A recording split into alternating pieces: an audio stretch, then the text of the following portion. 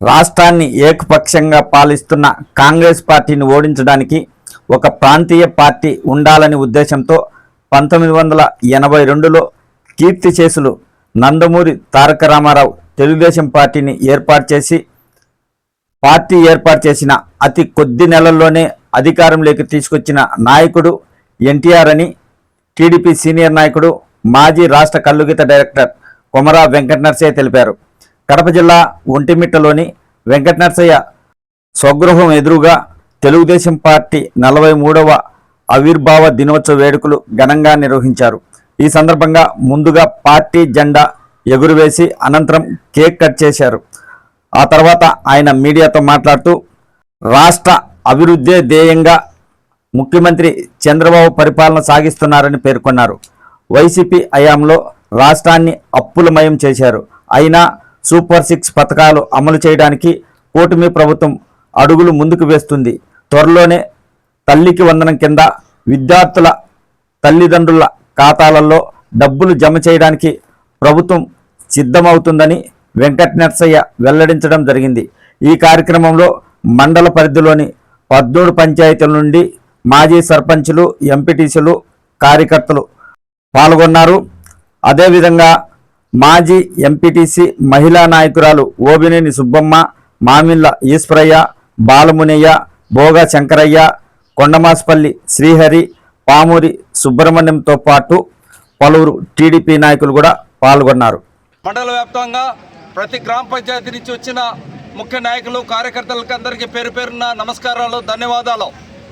Congress party ప్రభుత్వ హయాంలో ఉమ్మడి ఆంధ్ర రాష్ట్రంలో అవినీతి, కుటుంబ పాలన, ఏక కుల పాలన జరిగి బడుగు బలహీన అల్పసంఖ్యాక వర్గాల వారు, ఎస్టీ ఎస్సీ వర్గాల వారు అణగదొక్కబడి తీవ్రమైన దమనకాండకు గురి కావడంతో రాష్ట్రంలో సర్వత్రా కాంగ్రెస్ ప్రభుత్వం పట్ల తీవ్రమైన వ్యతిరేకత రావడంతో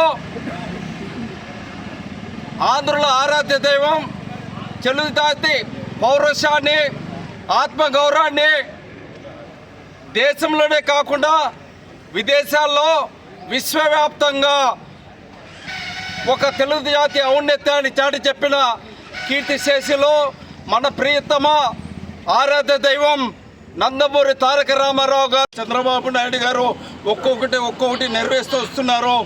మేనిఫెస్టోలో చెప్పిన విధంగా ఈరోజు ఈ నెలలో 16,000 మెగా డిఎస్సి ద్వారా 16,000 మంది టీచర్లను నియమించబోతున్నారు. అదేవిధంగా ఇంట్లో ఎంతమంది ఉంటే అంతమందికి విద్యకు గాను అమ్మఒడి తల్లికి వందనం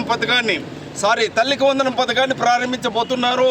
అంతేకాదు ఈరోజు 9,500 కోట్ల రూపాయలతో వైఎస్ఆర్ జగన్ రెడ్డి అరాచకం వల్ల డయాఫ్రమ్ వాల్ పోలవరం ప్రాజెక్టులో కొట్టుకుపోయింది.